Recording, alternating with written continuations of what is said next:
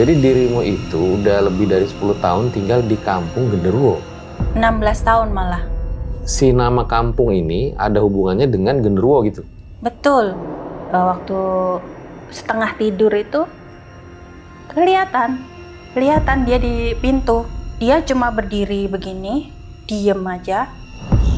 Berdiri di pintu, ngeliatin saya. Meskipun saya nggak lihat matanya dia, tapi dia ngeliatin saya.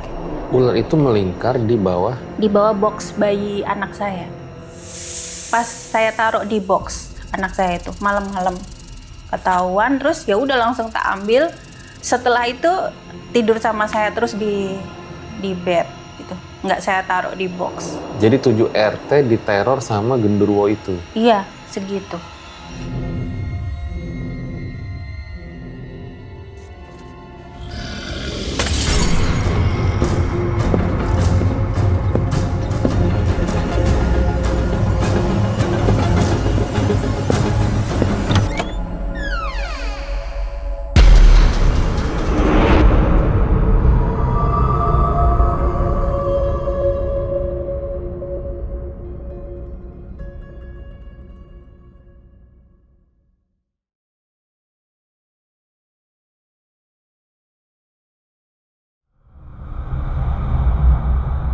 Gen Z pasti nanya nih di episode kali ini, emang ada bang kampung Genderuwo?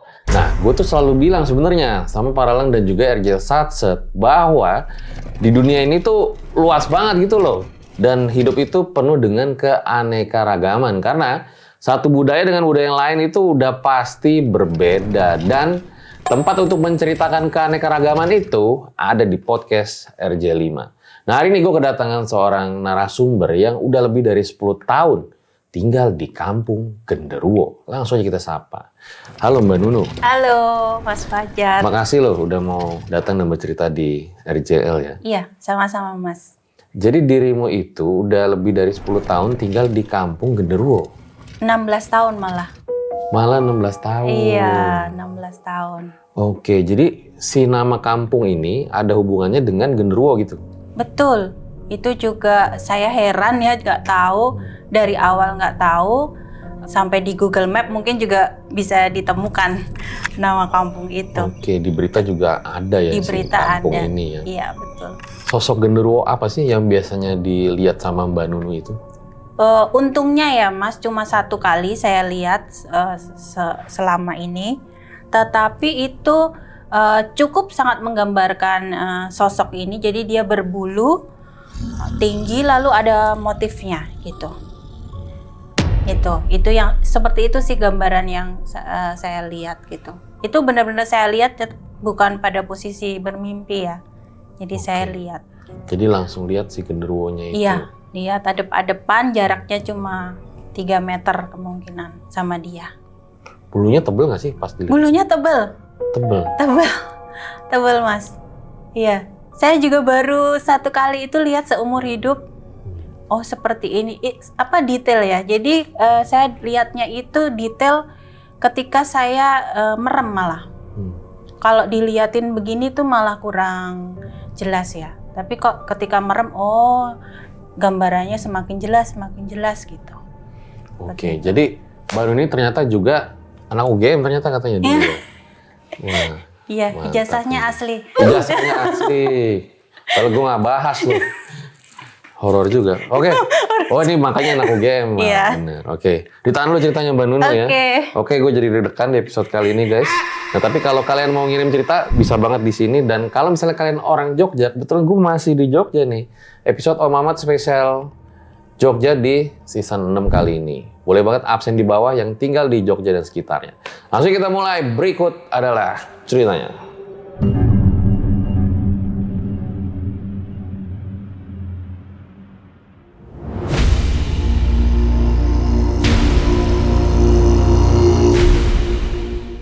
Ya, Mbak Nunu boleh ceritain awal mula kisahnya itu kayak gimana sih Mbak? Awal mula, jadi waktu itu saya mau cari rumah Mas. Karena ada dana ya, jadi mau diinvestasikan ke properti gitu, daripada nanti uangnya terus langsung habis kan. Tapi memang dananya terbatas. Jadi waktu itu saya minta ayah untuk carikan rumah karena saya udah full kerja tuh dari pagi sampai sore, nggak ada waktu. Bahkan kadang sampai lembur gitu, jadi nggak ada waktu buat nyari. Lalu ayah saya cari, ayah saya hanya kasih satu opsi rumah itu gitu.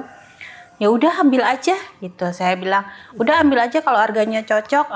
Karena dalam pikiran saya itu harus menyelamatkan saving money supaya nggak cepet habis gitu. Jadi harus segera dibelanjakan. Udah dapet, terus ternyata saya suka rumah itu. Jadi rumah itu ada di depan belakangnya sawah gitu. Kalau cuaca cerah, Merapi dan Merbabu kelihatan dari tempat saya. Jadi sangat eksotis ya. Udah tenang, kemudian depan belakang sawah, masih ada halaman juga di samping depan gitu. Cocok banget lah buat saya yang tidak suka dengan keramaian gitu. Dan harganya juga waktu itu pas. Cuma saya belum bisa lihat rumah itu di dalam, baru bisa lihat dari luarnya saja. Nah itu akhirnya kebeli rumah itu, tapi saya tetap belum bisa lihat di dalam karena rumah itu posisinya masih dikontrakan. Waktu saya beli itu masih dikontrakan sampai 6 bulan kalau nggak salah. Jadi saya betul-betul nggak bisa lihat dalamnya. Itu memang pas beli harganya murah, di bawah pasar atau biasa aja? Harganya murah. Harganya murah, kenapa murah? Karena saya beli tahun 2009 dan Jogja habis gempa itu 2006. Sehingga harga tanah di daerah itu sangat merosot jauh.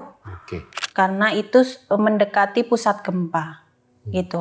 Apalagi daerah itu terkenal lah, korban gempanya itu banyak ya. Banyak properti yang anjlok karena itu sehingga harganya merosot jauh. Akhirnya beli di situ, ketemu tetangga saja waktu itu survei enggak, benar-benar sepi. Berapa kali saya ke situ hanya bisa lihat rumah dari luar, kelihatannya enak, bagus, adem, tapi nggak pernah ketemu sama orang sekitar situ. Saya nggak tahu kenapa. Udah setelah itu ayah saya renovasi rumah itu. Akhirnya bisa masuk ke situ itu 2009. Jadi selang 9 bulan dari saya beli sampai 9 bulan setelah itu baru bisa masuk lihat dalamnya. Memang berantakan Mas dan lembab. Ya, kondisinya lembab karena sawah ya. Kami asumsinya itu depan belakang masih sawah dan itu agak turun ke bawah gitu. Sehingga rumah itu lembab. Kelihatan banget ininya titik-titik lembabnya sebelah mana. Sehingga kami renovasi supaya ada cahaya masuk, sirkulasi udaranya lebih bagus gitu. Dan memang sepi sekali gitu. Lalu malam pun sepi ya. Jadi setelah jam 6 sore itu seperti sudah tidak ada kehidupan. Setelah itu saya menikah kemudian langsung pindah ke situ. Pindah ke situ masih kosong Mas karena memang awal menikah belum diisi ya perabotnya. Jadi memang kosong, rumahnya kosong, hanya ada satu sofa buat saya sama suami itu tidur. Itu pun kami juga sibuk kerja jadi benar-benar nggak sempat buat apa-apa. Kejadiannya sangat cepat ya. Memutuskan beli, kemudian menikah, kemudian pindah ke situ. Habis menikah langsung kerja lagi, nggak ada proses apa-apa, nggak ada kepikiran apa-apa juga. Berarti di hari pertama menikah terus pindah ke rumah ngelihat si genderuwo itu? Iya, saya tuh nggak bisa tidur Mas Dis. Asumsi saya ya mungkin tempat baru gitu ya, tempat baru terus saya hanya tidur di sofa jadi belum begitu nyaman, terus sepi sekali, berbeda dari rumah saya yang sebelumnya gitu, sangat sepi, hanya bunyi binatang sawah lah. Ya udah, nggak bisa tidur itu saya sampai jam 3 pagi. Jadi cuma berusaha tidur. Saya berusaha tidur karena besoknya harus kerja ya. Jadi harus fit gitu. Tapi nggak bisa. Nggak bisa, terus waktu setengah tidur itu kelihatan dia di pintu. Saya cuma ini apa gitu. Karena saya tipe yang slow respon melihat sesuatu. Jadi saya amati dulu, ini apa, kenapa. Udah cukup lama tuh Mas kita berhadapan, kita tuh sama dia ya, sosok ini. Sekitar 1 jam ada mungkin gitu. Sosok genderuwonya kayak gimana? Dia cuma berdiri begini, diem aja. Berdiri di pintu, ngeliatin saya. Meskipun saya nggak lihat matanya dia, tapi dia ngeliatin saya. Ngeliatin, dia cuma diem, terus ngeliatin terus. Dia berbulu, terus ada motifnya. Ada motifnya itu seperti macan. Loreng-loreng gitu? Iya, loreng. Iya, seperti macan bintik-bintik gitu. Iya, bintik-bintik gitu. Itu yang saya ingat, itu lama sekali, hampir 1 jam. Akhirnya saya bisa tidur. Saya yakin dia masih di situ, tapi saya akhirnya bisa tidur. Nggak ada gangguan apa-apa sih, maksudnya misalnya kemudian saya mengigau atau saya tindian gitu, enggak. Cuma lihat-lihatan aja. Oke, ya sudah gitu, terus akhirnya saya bisa tidur. Tapi ternyata dalam tidur saya itu di malam pertama sudah dimimpiin. Mimpinya adalah saya diajak tur di kampung itu, di desa itu. Saya diajak jalan, ada seperti ada yang menuntun saya dan ngasih tahu kayak ada guide-nya gitu. Ini loh tempat-tempat yang ada penunggunya. Dia bilang gitu. Ini tempat-tempat yang harus mungkin harus kamu respect ya, hargain, atau ada kami loh di sini gitu.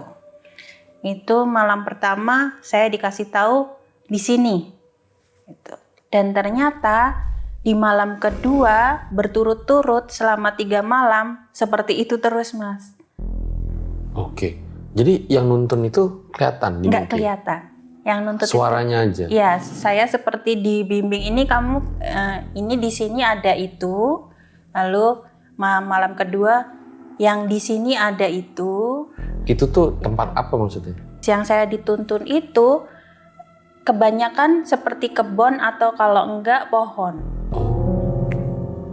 Gitu. Termasuk malam pertama itu adalah pohon yang ada di depan kamar saya. Yang malam pertama. Ini? Iya. Jadi depan kamar saya itu masih ada pohon mangga. Waktu itu jaraknya cuman 3 meter dari jendela kamar. Nah itu di situ. Sosok itu ada di situ. Yang di pohon beda lagi ya penunggunya, bukan sosok ini gitu. Apa yang ditunjukin?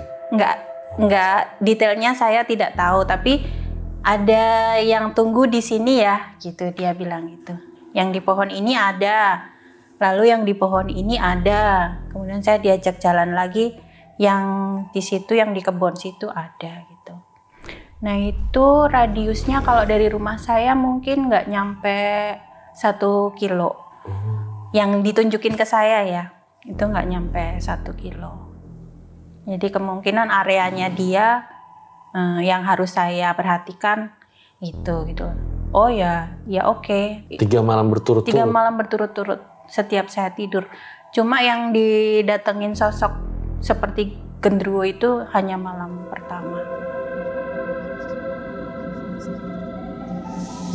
Hari-hari berikutnya ya, jadi ini sudah 2025, saya tinggal di situ 2009, jadi selama hampir 16 tahun, hampir selalu ada kejadian yang bersifat mistis gitu. Termasuk ketika saya kemudian bisa hamil dan punya anak.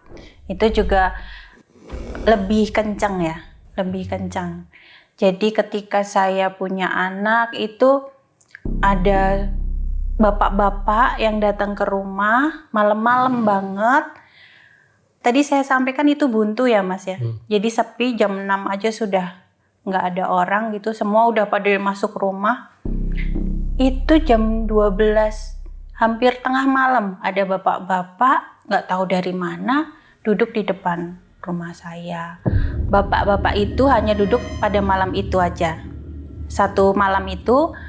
Lalu saya minta suami buat tolong tegur bapak itu, tanyakan ada apa, kenapa kok datang ke sini, terus boleh nggak jangan duduk di sini, aku bilang gitu. Bapak-bapaknya kayak gimana? Udah tua, karena saya di dalam rumah, suami yang nemuin, karena saya juga takut ya, ada apa gitu, tumben banget, karena nggak pernah ada yang lewat di situ, tumben banget. Bahkan kalau ronda pun ketahuan ya, kalau orang ronda tuh jam segitu gitu, nggak sampai tengah malam. Ini benar-benar tengah malam, dan bapak itu ngomong sendiri gitu. Ngomong apa yang didengar? Nggak tahu, saya tidak, detailnya saya nggak tahu, tapi dia ngomong kayak berkeluh kesah gitu. Itu ngomong bahasa Jawa tuh? Bahasa Jawa, iya. Nah itu kejadian waktu hamil terus melahirkan, punya anak, itu saya merasakan energinya lebih kencang gitu. Nah setelah itu banyak Mas kejadian-kejadian yang lain. Ada sosok ular yang masuk, kemudian melingkar di bawah box bayi anak saya. Ular itu masuk malam apa siang? Malam. Pagi? Oh malam. Malam. Saya masih positive thinking karena depan belakang sawah ya Mas ya. Jadi oh ya mungkin karena ini penjagaan di rumah kami kurang bagus gitu. Ya udah sekarang lebih diperketat lagi, dikasih batas-batas yang lebih rapet gitu. Ular itu melingkar di bawah box bayi anak saya. Pas saya taruh di box anak saya itu malam-malam ketahuan, terus ya udah langsung tak ambil. Terus besok setelah itu tidur sama saya terus di bed gitu, nggak saya taruh di box. Ularnya warna apa? Hitam. Padahal sebelum punya anak nggak pernah ada ular. Jarang sih. Ketahuan ya, maksudnya kalau yang masuk kamar maksudnya? Iya. Nggak pernah? Nggak pernah. Nggak pernah. Itu juga kalau masuk nggak malam, ketahuan lah. Awas ada ular gitu, udah bisa langsung diusir gitu. Kemudian ada juga anak saya sangat cranky, tiba-tiba nangis, kejar-kejar gitu ya, nangisnya sampai lama sekali nangisnya. Itu menjelang maghrib sampai tetangga harus datang terus bacain surat buat menenangkan dia gitu. Terus habis itu bisa diam gitu. Kejadiannya banyak sih, tapi memang tidak beruntun sepanjang teror gitu ya, menjadi teror gitu enggak. Tapi banyak. Nah yang sosok seperti genderuwo ini saya temui cuma satu kali selama sepanjang 16 tahun saya tinggal di rumah itu. Tetapi selama 16 tahun itu random Mas yang datang ke rumah saya. Contohnya gimana ceritanya? Malam-malam nih, saya tidur sendiri, kebangun karena mendengar suara Mbak Kunti. Kenceng banget Mas suaranya, ketawanya dia tuh kenceng banget. Itu ada di balik pintu, suaranya tuh sumbernya ada di balik pintu kamar saya. Udah dia cuma ketawa aja, tak dengerin. Setelah itu saya bisa tidur lagi. Sebentar. Iya. Suaranya sekeras apa yang didengar? Aduh, sekeras apa ya? Udah pakai sound kali ya? Udah pakai alat bantu. Nggak seperti ini ya, udah pakai alat bantu sound gitu. Kayak speaker? Iya, sekencang itu. Wancang banget Mas ketawanya. Kayak gimana? Boleh nadanya aja nggak? Masih inget nggak? Aduh, nggak bisa saya ini. Nadanya aja kayak gimana? Nadanya kayak di gitu. Kurang kenceng saya kurang kenceng jadi ini. Dia kayak gitu ya? Iya, lebih kenceng lagi, lebih kayak tapi ngejek. keras banget. Iya. Kayak ngejek. Kayak ngejek. Dia ketawa tapi ketawanya tuh nadanya kayak ngejek. Lama? Cuman gitu aja. Tapi kenceng sekali ya Mas ya. Berarti hanya dirimu yang dengar di rumah itu waktu Iya. itu ya? Hanya saya, suami juga nggak ada. Itu malam hari. Saya kurang tahu tuh suami pas di mana. Kebangun hanya untuk mendengarkan dia yang ketawa itu. Gitu. Oh oke. Habis itu udah saya tidur lagi. Bisa tidur waktu itu, syukurlah.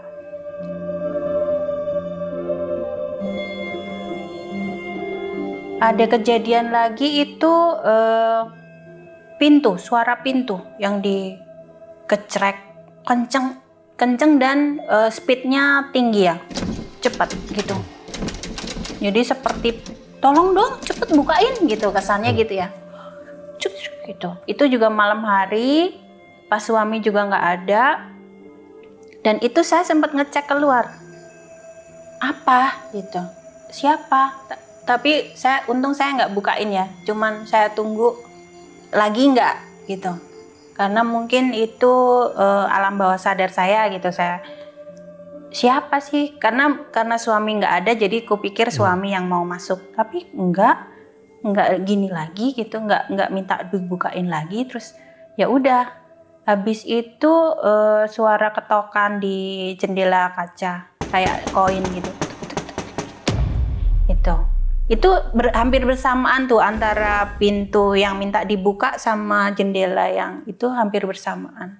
Jendela kaca dulu, baru itu.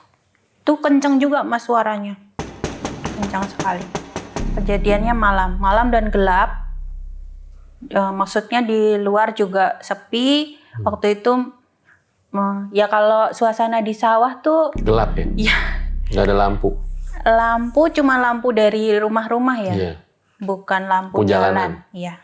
Jadi kalau orang pun pasti logikanya ngomong gitu ya, malam atau assalamualaikum. Ya atau ketok ini kan? Oh nggak kayak orang ngamuk ya? Iyalah logikanya. Atau mbak atau ada nu gitu lah, ya kan manggil saya atau cepet bukain gitu. Atau setidaknya inilah ketokan. Ini benar-benar kayak maksa minta dibukain gitu. Itu kencang banget suaranya. Nah itu saya setelah 16 tahun itu saya menduganya kok rumah saya ini kayaknya buat transit mas. Buat lewat-lewat mereka gitu loh. Karena depan belakang saya itu sawah dan di rumah saya itu banyak lukisan. Kata almarhum ibu saya tuh, mungkin di rumahmu tuh karena banyak lukisan, jadi mereka tuh tertarik mau nempatin atau tertarik mau pakai media lukisan itu buat tempat mereka tinggal gitu. Menurut almarhum ibu ya. Lukisan apa aja? Lukisannya macam-macam. Ada abstrak, ada lukisan yang ada gambar manusia juga ada gitu. Banyak gitu di rumah saya. Gambar Prabowo Gibran ada nggak? Nggak ada ya? Nggak pasang. Oke. Iya. Kalau denah rumahmu sendiri gimana sih di rumah itu? Denah rumah. Itu seperti perumahan ya. Jadi kami hanya ada 9 rumah dalam satu deretan itu. Oh. Makanya buntu. Yang diselingin sawah-sawah, kebon gitu ya? Begini mas, ini rumahnya rumah gitu, terus sini sawah, gitu. Jadi pintu saya menghadap ke utara, menghadap ke Gunung Merapi. Kalau ke selatan menghadap ke laut kan, gitu. Itu menghadap ke gunung. Jadi waktu beli rumah itu juga wah bagus nih feng shui-nya gitu kan, menghadap ke utara gitu, sok-sokan gitu. Dan view-nya bagus juga waktu itu, bisa lihat sawah sama Gunung Merapi sama Merbabu gitu. Maksudku yang di rumahnya itu kayak misalnya begitu masuk ruang tamu, dapur, berapa lantai gitu? Iya. Nah bicara soal lantai, jadi waktu beli itu 1 lantai, nanti bisa dibikin jadi 2. Denahnya adalah kamar tamu dulu, di sini kamar tamu, lalu di sini kamar saya. Ya, yang belakang ruang tengah, terus sini ruang makan, terus baru dapur gitu. Itu nanti ada lantai kedua ini masih kosong waktu saya datang. Nah itu ternyata juga dijadikan tempat. Jadikan tempat menurut teman saya yang bisa lihat peri. Gitu. Peri? Iya. Nah suami saya senang kan kalau peri. Gitu. Karena cantik. Katanya gitu. Jadi ada tetangga, apa temennya Teman saya yang lihat di atas itu tempatnya peri. Iya, kenapa kami minta dilihatkan? Karena tetangga mendengar suara berisik dari rumah kami pada malam hari, gitu. Waktu itu suami juga sedang pergi keluar kota, saya sendiri di situ, sudah ada anak. Terus pada malam sekitar 12:30, saya ditelepon suami dari luar kota. "Ma, kamu lagi apa?" Gitu. Itu malam setengah. "Tidur," aku bilang gitu. "Oh ya udah, lanjutin tidur aja," katanya gitu. "Oh, kenapa?" "Ya udah, saya tidur." Besoknya baru cerita. Semalam itu tetangga kita nelpon, katanya kamu berisik sekali, banting-banting panci. Gitu. Tapi suaranya ada di atas, bukan di bawah. "Enggak, aku tidur," aku bilang gitu. "Iya, berisik banget," gitu. Jadi kayak gedumbrang gitu. Katanya begitu, makanya aku telepon kamu. Tapi kalau kamu nggak dengar, ya udah. Kalau kamu tidur, ya udah. Gitu. Nah, terus kita panggil teman yang bisa lihat. Itu ada apa sih di atas? Kok tetangga terganggu karena suaranya berisik sekali. Gitu. Apa? Terus diliatin. Nggak apa-apa. Peri itu, gitu. Udah biarin aja katanya. Oh ya udah gitu. Terus ya sudah. Terus akhirnya saya bangun lantai atas itu. Bangun lantai atas supaya itu tidak jadi gudang kosong. Itu sempat ada 2 kamar di situ yang terbengkalai. Nah mungkin dia menggunakan tempat itu. Akhirnya saya bongkar, saya renovasi, terus sekarang udah bisa kita tempati gitu. Sebelum lanjut ke kejadian-kejadian horor di rumah lagi gitu, mungkin Mbak Nunu, para Angel Satset mungkin penasaran gitu ya, ada nggak sih tetangga atau kerabat itu yang ngalamin kejadian sama si genderuwonya? Karena kan ini kampung genderuwo gitu. Sebelum nanti kita di belakang bahas juga ya, kenapa namanya kampung genderuwo gitu. Oke. Tetangga ya atau teman. Nah, ada teman yang datang ke rumah kami. Itu juga malam kejadiannya setelah lepas maghrib, tapi kami tidak ada di rumah. Terus dia nunggu lama di depan rumah kami itu. Nunggu lama, terus akhirnya bisa kontakan lewat handphone. Loh, aku tuh nggak di rumah gitu. Nah, teman saya, "Aku kayaknya tadi di dalam berisik sekali, kayak ada orang gitu. Jadi aku nunggu lama enggak, kita nggak di rumah gitu. Besok lagi aja ketemuannya gitu." Itu cerita pertama. Jadi teman merasa ada aktivitas di dalam rumah kami, padahal kami pergi semua, nggak ada siapa-siapa di situ. Lalu yang pengakuan kedua, pembantu di sebelah rumah kami, selang 3 rumah dari kami. Itu bilang kalau di rumah saya ada genderuwonya gitu. Gitu, itu pengakuan dari pembantu itu. Dia lihat di mana katanya? Dia nggak berani ngomong. Mungkin nggak enak sama saya ya. Tapi dia ngomongnya ke orang lain.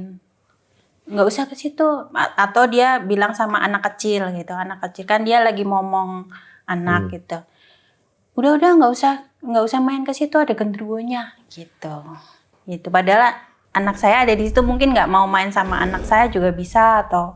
Tapi kenapa dia ngomong genderuwo gitu, bukan misal jangan di situ ada setannya gitu kan? Kenapa dia nyebutnya genderuwo? Itu saya sempat dengar dia ngomong kayak gitu. Terus ya sudah, saya positive thinking aja. Oh mungkin dia nggak mau main sama kami atau nggak mau main sama anakku, atau mungkin dia mau ke tempat lain gitu. Tetap positive thinking lah. Itu yang kedua, Mas. Terus yang ketiga, Ada tetangga saya tapi jaraknya mungkin sekitar 1 kilo ya dari rumah saya, itu mengalami hal yang sama gitu. Mbak juga toh gitu, di rumah Mbak ada ya gitu. Kayaknya sih aku bilang gitu, kayaknya karena saya cuma ketemu 1 malam itu doang, sisanya random ya hantunya, ada Mbak Kunti, ada si itu gitu. Oh di rumahku juga ada Mbak gitu. Itu jaraknya 1 kilo ya dari rumah saya. Dan dia ngontrak di situ. Dia ngontrak di situ dan kontrakannya dia dapat murah. Nah, dia bilang kontrakan saya itu termasuk murah dibanding tempat lain karena katanya rumahku horor, Mbak, gitu. Oh, oke lah, Mbak, gimana tinggal di situ? Ya ada sih gitu. Ya ada sih, tapi ya nggak apa-apa lah. Gitu, nggak apa-apa lah. Nanti sambil cari tempat baru yang lebih baik, ngumpulin duit gitu Mas. Jadi ada 3 ya, ada 3 yang langsung masuk di telinga saya. Itu tapi yang terakhir tadi cerita nggak tuh tetangganya? Ngeliat sosok genderuwo di rumahnya di mananya gitu? Di atas, di loteng atau pokoknya di area atas dia lihatnya. Itu rumahnya cukup besar juga yang dia kontrak itu. Ada halamannya bagus.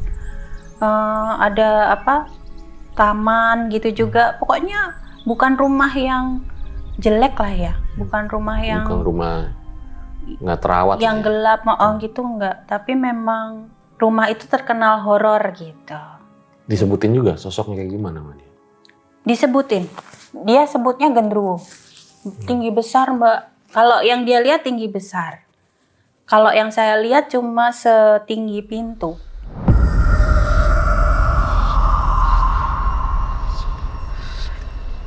Tapi berbulu gitu. Dia tinggi besarnya sebesar apa? Sebesar pohon kayaknya. Iya, kalau dia lihatnya, versinya dia. Nah mungkin pandangan kita akan berbeda ketika melihat makhluk lain kan. POV-nya kan beda ya. Nah kalau yang saya lihat itu setinggi pintu. Dia gitu. sebesar pohon. Oke. Berarti tembus apa bagaimana? Iya. Hologram gitu ya Mas ya? Oh hologram. Iya, tembus. Nah bicara soal tembus itu juga lihat saya di rumah. Hologram gitu. Itu kaki gede banget Mas, segini paling gede, gendut gitu. Tapi cuma kelihatan kaki aja. Nah itu sering lewat di antara ruang tengah ke ruang makan itu. Habis maghrib, pokoknya udah malam lah. Itu di pandangan mata saya juga hologram, transparan gitu ya. Saya cuma diem aja. Kenapa diem? Karena mungkin hanya saya aja yang lihat gitu. Tapi ternyata suami cerita, kamu lihat nggak? Apa? Ini kaki. Oh. Ya udah, kadang kan kami mensinkronkan ya, kamu lihat apa, aku lihat apa, atau bener nggak kemarin cium bau wangi, atau kemarin kamu ini nggak gitu. Itu kami sering sinkronkan gitu. Oh ya berarti benar ini lewat. Yaudah biasanya sama suami dijawab tuh ngapain kesini, ada apa, tujuannya apa, boleh nggak pergi dari sini aja, nggak usah di rumah kami, biasanya dijawab gitu. Terus nanti setelah dijawab mereka pergi gitu. Kayak gitu Mas. Jangan-jangan mirip tuh sama yang tadi tetangganya lihat? Mungkin ya. Ya itu POV-nya kan kadang beda-beda ya. Anak saya juga dengar, nanti anak saya dengar, suami nggak dengar gitu. Nah itu juga sering kayak gitu, kejadian kayak gitu. Dengar nggak tadi suara gitu, suara gedubrak gitu, rame banget kayak orang berantem gitu. Itu juga pernah kita kejadian kayak gitu, kedengeran. Nah yang pernah juga tuh Mas di ruang tamu saya. Jadi tempat transit barang-barang gitu, karena kami mau kerja ya. Jadi transit dulu lah di situ barang-barang. Barang-barangnya berupa meja, kursi gitu, Mas. Tapi saya dapatkan dari Barkas, tempat jual beli bekas gitu. Udah kita taruh situ dulu, agak penuh itu tempat ruang tamunya karena ada barang-barang itu. Malam sekitar 2:30, 3:30 gitu. Udah mau menjelang subuh. Itu juga rame banget suara di situ. Gedubrak itu sampai saya kebangun. Ada apa sih gitu? Rame sekali. Nggak ada apa-apa. Nggak ada kucing lewat, nggak ada manusia, nggak ada. Tok rame. Begitu saya bangun, saya nyalain pintu, langsung itu suara berhenti. Di situ di ruang tamu itu. Masih banyak sih, Mas. Berarti kalau misalnya genderuwo itu kan identik dengan, ini kisah-kisahnya ya. Iya. Dia suka nyamar jadi suami orang gitu. Terus suka masuk ke dalam mimpi cewek gitu. Itu ada nggak kejadian kayak gitu? Syukurnya saya nggak sampai segitu. Dia itu tidak mengganggu sampai sebegitunya. Jadi begini, kampung ini menurut legendanya genderuwonya sudah ditumpas. Kenapa kampung ini memakai nama itu seperti sebuah statement kemenangan dari warga bahwa mereka sudah berhasil melumpuhkan si genderuwo ini. Sehingga bentuk gangguannya hanya berupa gangguan eksistensi, bukan gangguan yang menyakiti ya, bukan gangguan yang menyerang fisik lah ya. Menyerang fisik, iya. Kalau saya runut-runut seperti itu gitu. Sehingga kenapa saya tidak mendapatkan gangguan, ya amit-amit ya.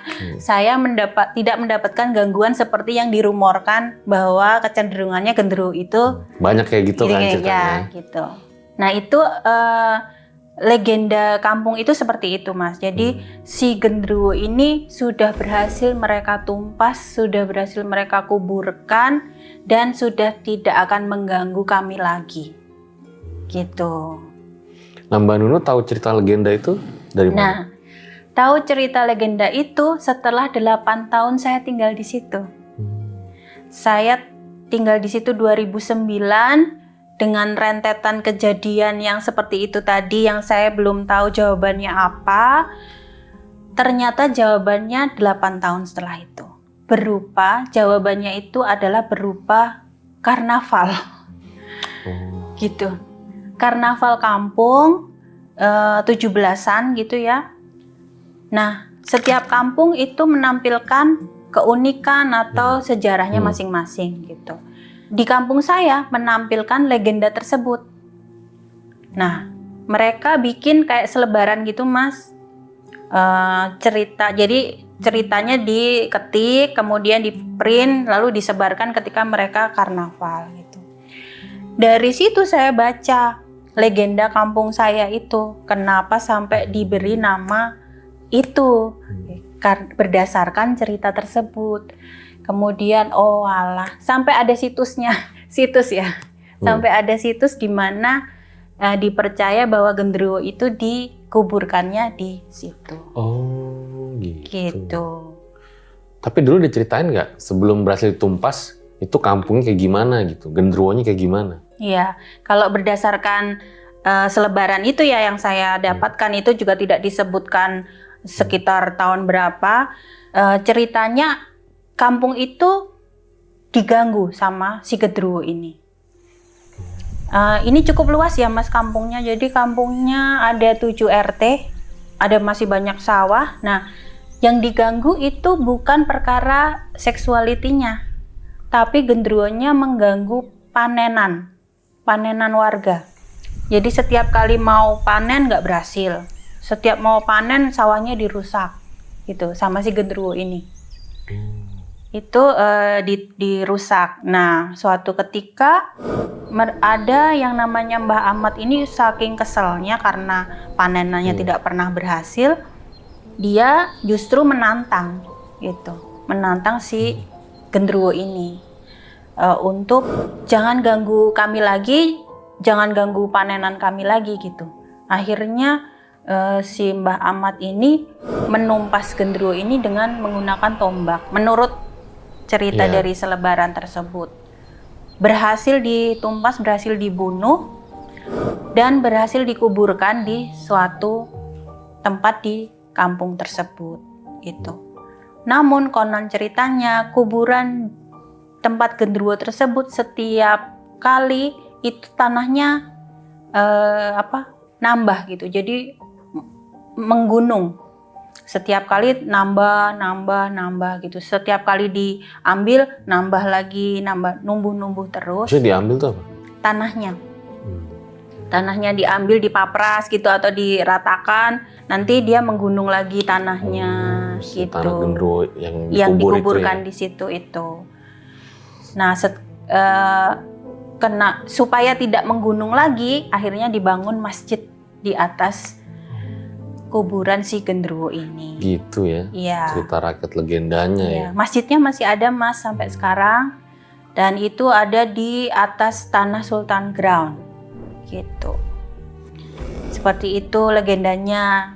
Jadi bukan serangan secara seksuality ya, tapi itu tadi mengancam rezeki atau kehidupan kampung di situ gitu. Ya. Jadi 7 RT diteror sama genderuwo itu. Iya, segitu. Banyak juga berarti ya. Cukup luas ya, luas banget itu. Sampai akhirnya berhasil dikalahkan lah ceritanya begitu. Ya. Sampai menjadi nama toponim kampung itu. Iya. Dan mereka juga tidak gentar ya. Sampai sekarang pun mereka bukannya takut atau malu atas nama itu, tapi mungkin sebuah statement bahwa ini pernah ada kejadian kayak gini. Iya, gitu. Iya. Ya nanti aku juga bisa bahas ini di belakang sih ya terkait hal tersebut. Tapi pasti para Lang Merjel Satset bakal komen tuh. Suruh Bang Fajar ke sana, ke kampungnya. Pasti banyak yang komen kayak gitu. Iya. Ya nanti lihat dulu ya guys. Tapi kalau komennya banyak nanti coba gue pikir-pikir lagi ya. Oke. Nah kita balik lagi ya Mbak. Teror-teror apa lagi sih yang dialamin ketika di rumah itu gitu, yang belum diceritakan? Iya. Kalau anak saya itu suka dimimpiin. Hah? Mimpi gimana? Anak saya kan akhirnya tidurnya di lantai 2 yang saya sebutkan tadi. Lantai 2 sudah dibangun kamar, terus dia tidur di situ. Nah itu dia sering dimimpiin. Mimpinya juga random, tapi saya masih positive thinking lagi kalau dia mungkin kecapean gitu atau sering sih ada pesan gitu yang Ma tadi aku ngimpi gini. Mungkin ada pesan tertentu buat kita gitu. Ya sudah tunggu aja dulu, aku bilang gitu. Mimpinya kayak contohnya kayak begini.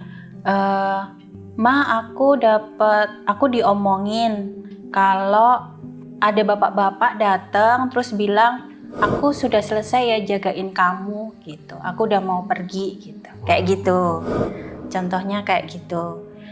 Terus nanti kapan hari atau kapan waktu nanti dia tiba-tiba ngimpi lagi, Ma aku ngimpi didatengin apa, terus ngomong ini pesennya gini gitu, kayak gitu.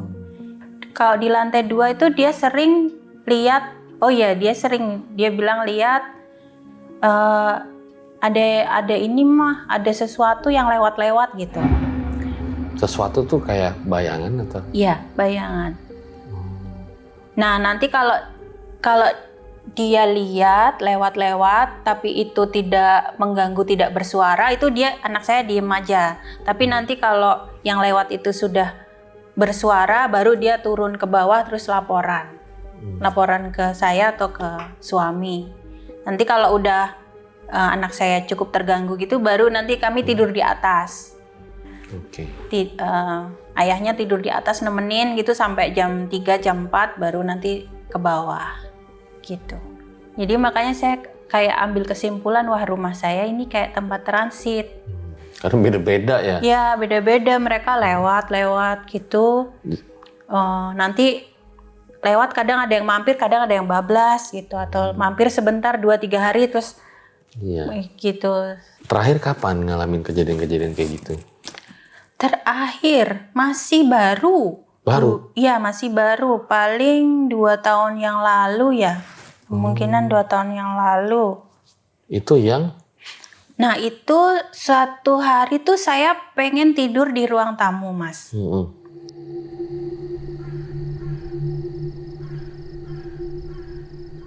Saya tidur di bench gitu. Di ruang tamu saya ada bench kayu. Saya tidur di situ.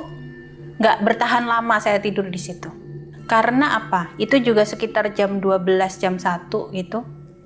Udah gelap semua karena kami kalau tidur lampu dimatikan semua. Iya. Jadi ruang bench itu dekat sama pintu masuk. Ini bench, terus ini pintu masuk. Nah, jadi kepala saya dekat pintu masuk itu. Di situ berisik sekali, Mas. Ada yang datang.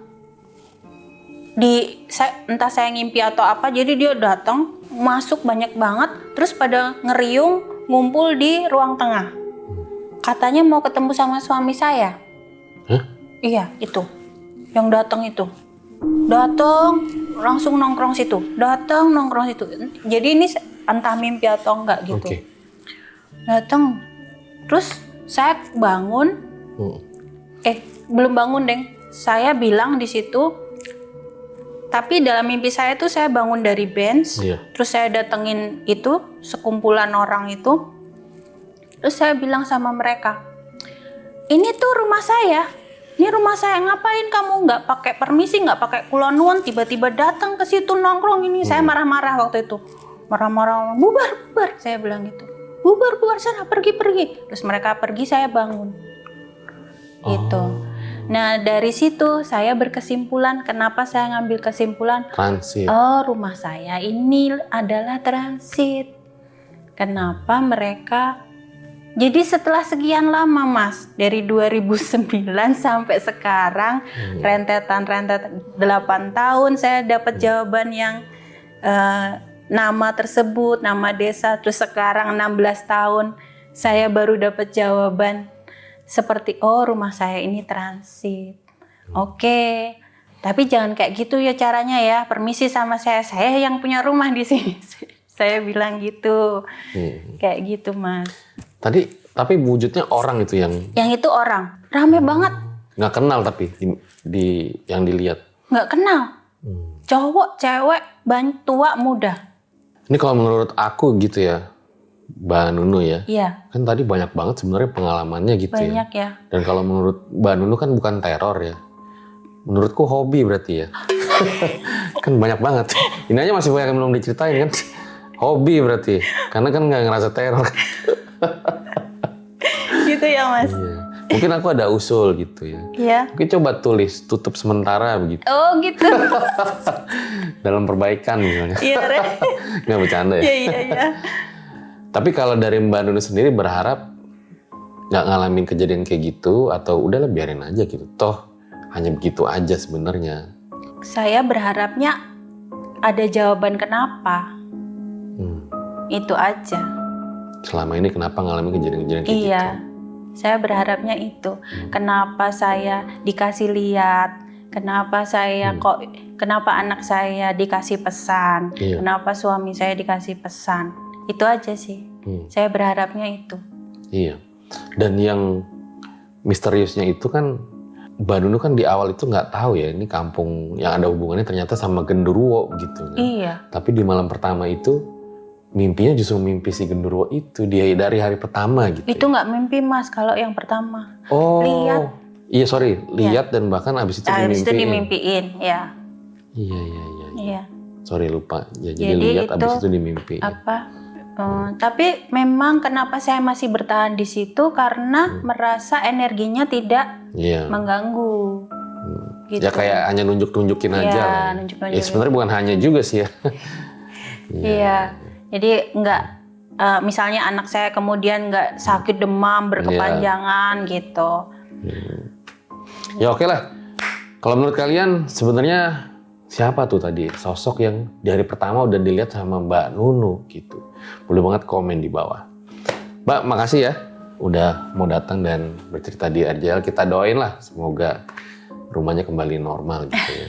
Iya Mas. Nggak ngalamin kejadian kayak gitu lagi. Tapi kalau ngalamin makin banyak podcast lagi nggak Oh, salahnya gitu. juga. Oke. Nah, kalau menurut gue sendiri ya, berarti dari kisah itu kan si kampung genderuwonya di zaman itu sangat parah berarti kan. Sawah itu sampai diganggu terus jadi nggak panen. Tentu kan berakibat kepada ekonomi, terus juga sumber makanan tuh jadi apakah waktu itu kelaparan apa enggak gitu kan. Nah, jadi karena hal tersebut tentunya sangat mengganggu masyarakat gitu. Jadi suatu yang akhirnya diwariskan secara turun-temurun gitu loh, bahwa dulu kesusahan ini, kesulitan ini akhirnya telah berhasil diatasi gitu. Iya. Yang mana disebut ternyata ada hubungannya sama genderuwo gitu. Dan kalau kita berbicara tentang genderuwo, dulu ada seorang antropolog dari barat di tahun 1900-an. Ketika dia ke Jawa itu dia juga berbincang dengan seorang yang menceritakan tentang genderuwo. Di mana orang itu juga mengatakan bahwa kalau genderuwo itu sebetulnya adalah sosok yang suka jahil gitu. Jahil dalam tanda kutip, suka mengganggu istri yang emang udah punya suami gitu. Jadi dia suka menyerupai sosok suaminya gitu. Jadi isengnya tuh seperti itu gitu. Dan kenapa gue ceritain ini? Berarti dari tahun yang tadi si antropolog itu cerita, memang kisah-kisah genderuwo tuh udah seperti itu. Nah, ada nggak dari kalian yang punya pengalaman dengan genderuwo juga? Boleh komen di bawah. Langsung aja bisa komen atau langsung kirim WA, siapa tahu bisa diundang jadi narasumber. Udah cukup demikian episode kali ini. Gue masih di Jogja dan sampai ketemu di episode selanjutnya. Gue Fajar Ditya, Jeli Mauludiri. Ciao.